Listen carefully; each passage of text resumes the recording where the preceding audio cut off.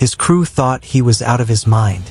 A verdict of desperation, whispered between the thunder of cannons and the rattle of machine guns. In the frozen, unforgiving expanse of the North Atlantic, a lone bomber, grievously wounded, found itself surrounded. The hunters had become the hunted, and the pilot, faced with annihilation, made a decision that defied every manual, every instinct, every rule of aerial combat. He would not run. He would not evade. He would turn and charge. This is the story of how one man, against impossible odds, executed a maneuver so audacious it stopped 14 attackers cold. The date, October 27, 1942. The location, 500 miles off the coast of Iceland, over the frigid, gray waves of the Denmark Strait. Here, in this desolate theater of war, the crew of an American B-24D Liberator, nicknamed Queen of the North and belonging to the 1st Anti-Submarine Squadron of the 1st Anti-Submarine Group, Provisional U.S. Army Air Forces, was about to enter a fight for survival that would test the very limits of courage and ingenuity. To understand the desperation of that moment, we must first understand the mission and the men. The B-24D Liberator, Queen of the North, was part of a secretive and grueling campaign, the Allied anti-submarine war over the Atlantic. Based at WWII West 1 airfield in Greenland, these crews patrolled endless miles of ocean, hunting the deadly U-boats of Kriegsmarine Grand Admiral Karl Donetz's wolfpacks. It was monotonous, exhausting, and perilous work, often conducted in atrocious weather that was as much an enemy as the Germans. Commanding Queen of the North was First Lieutenant James R. Jimmy Archer, a 25-year-old pilot from Texas, steady and respected.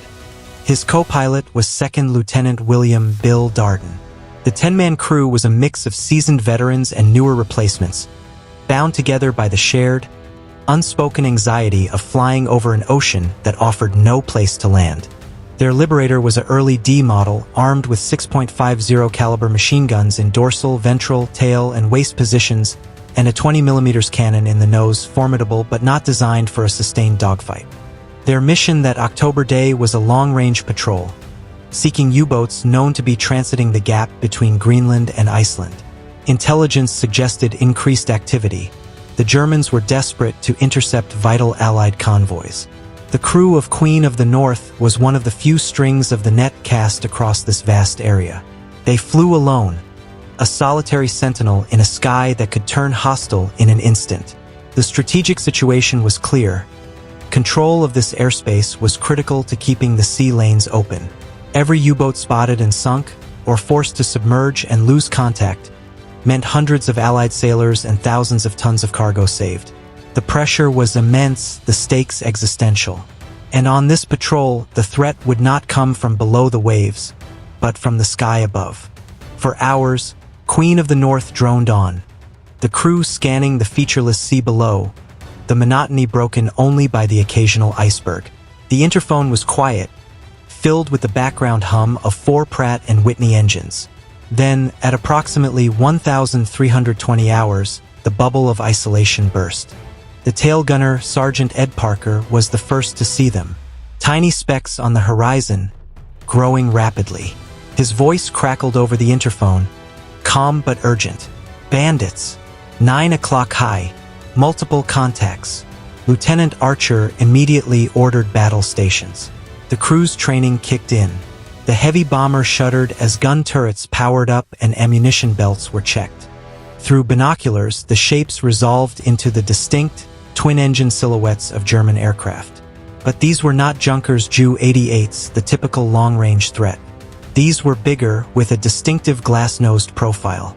They were Focke-Wulf FW-200 Condors, the very predator the Liberator was meant to hunt. The Condor, a converted civilian airliner, was the Luftwaffe's long-range maritime reconnaissance and attack aircraft, nicknamed the Scourge of the Atlantic by Winston Churchill himself. Armed with forward-firing 20mm cannons and 13mm machine guns, plus bombs and sometimes even a dorsal turret, it was a capable and dangerous opponent. And they were not alone. As the crew watched, hearts sinking, more Condors joined the formation. The count rose to 6, then 8. Soon, A total of 14 FW-200 Condors were maneuvering into attack position. They had found the lone liberator, and they intended to make an example of it. By 1345 hours, the German formation had split into two groups.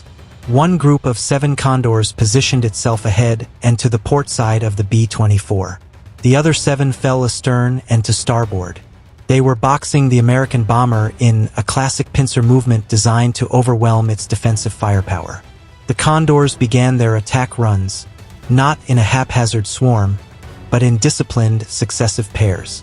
The first 2 Condors from the port group dove, their forward cannons blinking with deadly light. Incoming! Port side!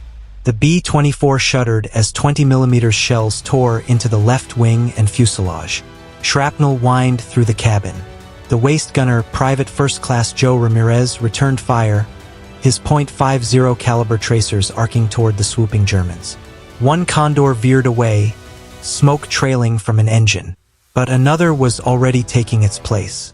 For 20 minutes, Queen of the North weaved and jinked, its gunners shouting targets, their world reduced to the roar of guns, the scream of engines, and the acrid smell of cordite.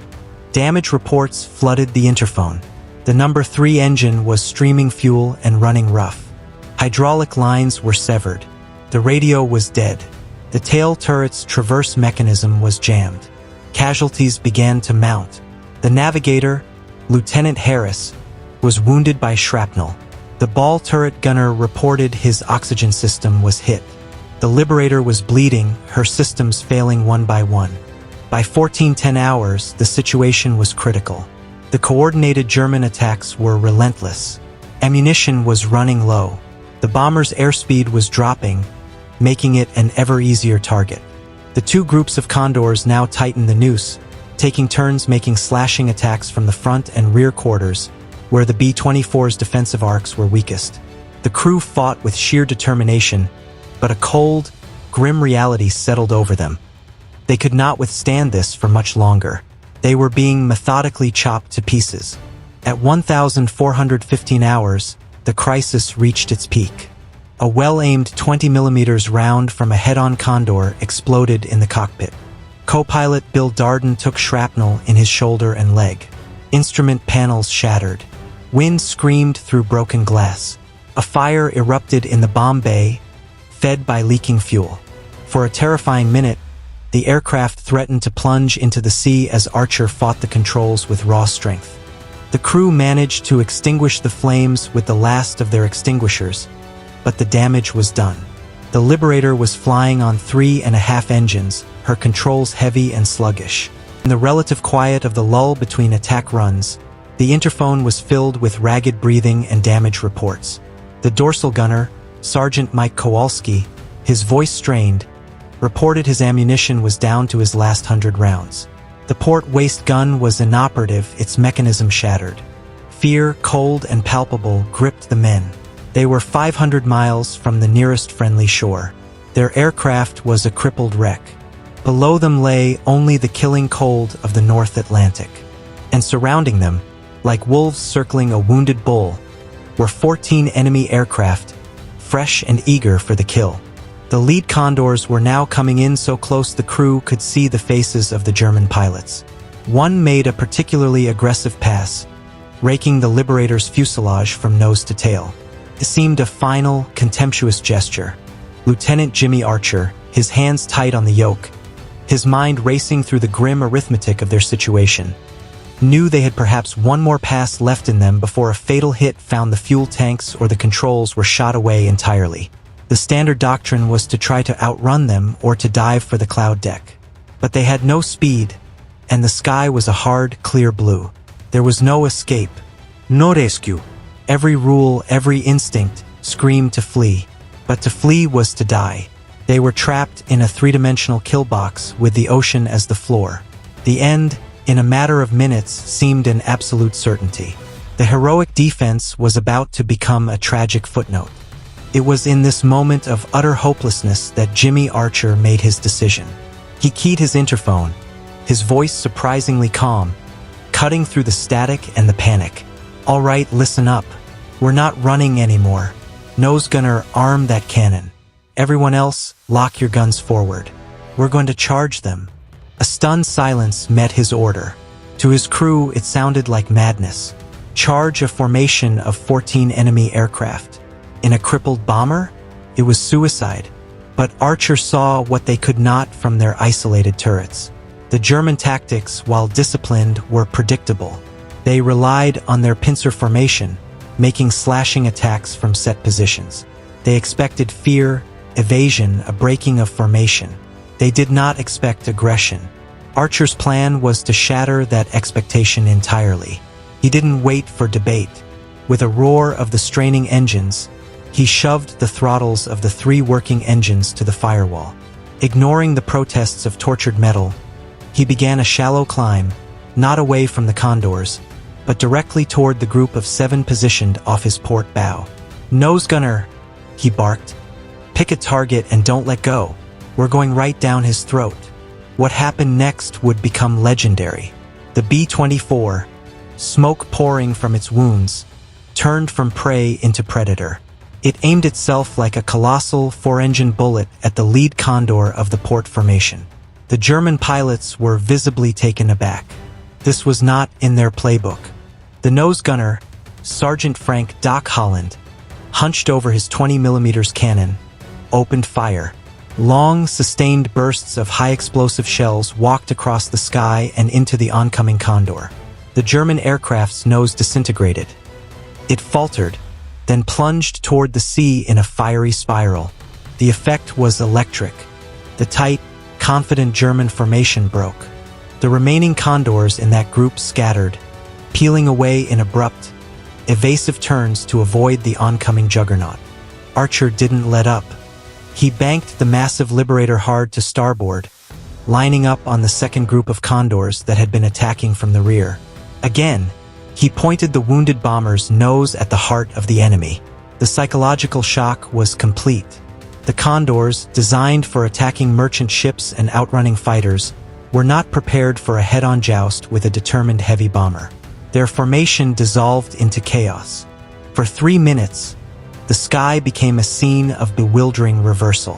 The single B-24, using its last reserves of power and the sheer audacity of its pilot, chased 14 German aircraft. Archer's maneuver had stopped the coordinated attack cold. The Germans, now separated and unsure, were forced to regroup miles away. They had lost the initiative, and in losing it, they lost their chance for a quick kill. Archer, seizing the precious moments his charge had bought, immediately pushed the B-24's nose down, building what speed he could, and turned southwest, away from the disorganized Condors. He ordered absolute radio silence and began a slow, agonizing descent to just 50 feet above the waves, using the sea's surface to mask them from any renewed pursuit. The flight back was a testament to endurance. For over 5 hours, the crippled Queen of the North limped across the Atlantic, her crew tending to the wounded, jettisoning every piece of non-essential equipment to stay aloft. They navigated by dead reckoning, their compass damaged. Finally, as fuel gauges dipped into the red, the jagged coastline of Iceland appeared through the haze. With 2 engines failing on final approach, Lieutenant James R. Archer wrestled the battered Liberator onto the runway at Reykjavik. The aircraft rolled to a stop, its landing gear collapsing from battle damage. It never flew again. The cost had been high. Of the 10-man crew, 4 were wounded, 2 seriously. The aircraft was a total loss, holed by over 200 cannon and machine gun hits. But they had survived. Post-mission analysis and later intelligence confirmed they had engaged 14 FW-200 Condors.